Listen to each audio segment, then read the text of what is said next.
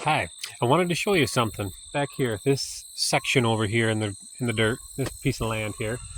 Does this look like a very fertile, very productive piece of ground? It probably doesn't to you, but I want to show you something.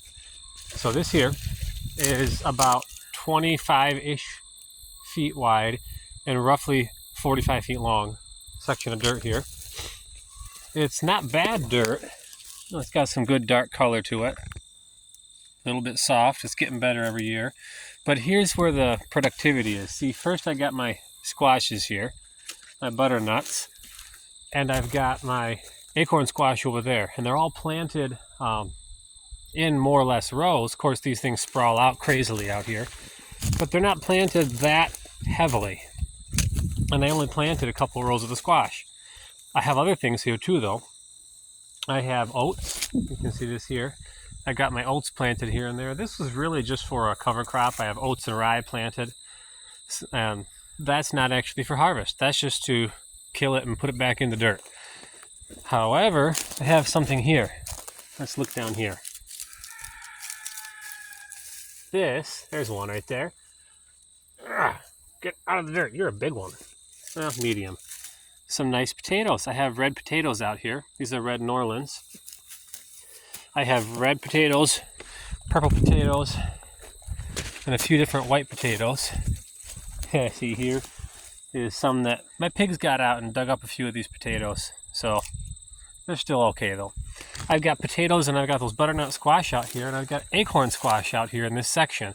But I've also got these here, several of these plants. This is Jerusalem artichoke.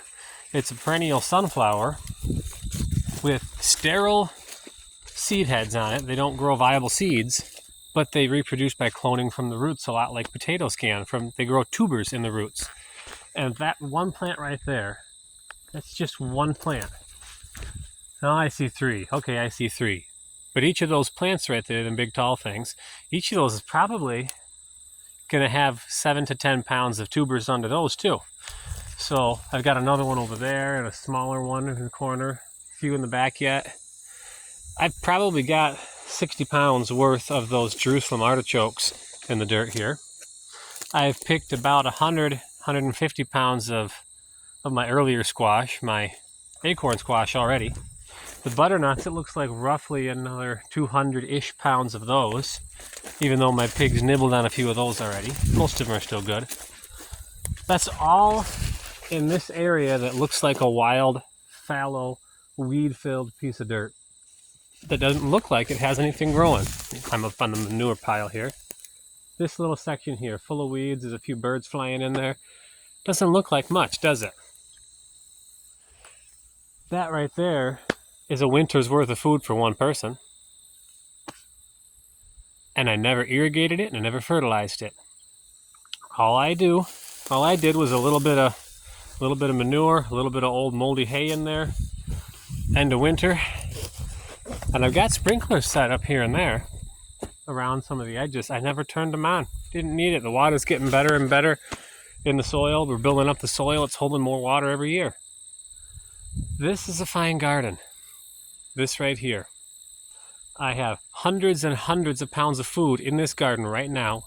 It doesn't have to look pretty. It looks nice to me because all of this extra green growth is holding down the soil, protecting the soil. It's improving the soil. It's turning to compost. All of these, what looks like weeds out here, most of that is actually cover crops that I specifically planted before I ever put in my crops. I killed off a lot of the cover crop to plant, but some of it came back. I'm fine with that. It will fill in the gaps and it's going to fix my soil and improve it as we keep going on here. Anyways, I got work to do, so I'll catch you later. Bye now.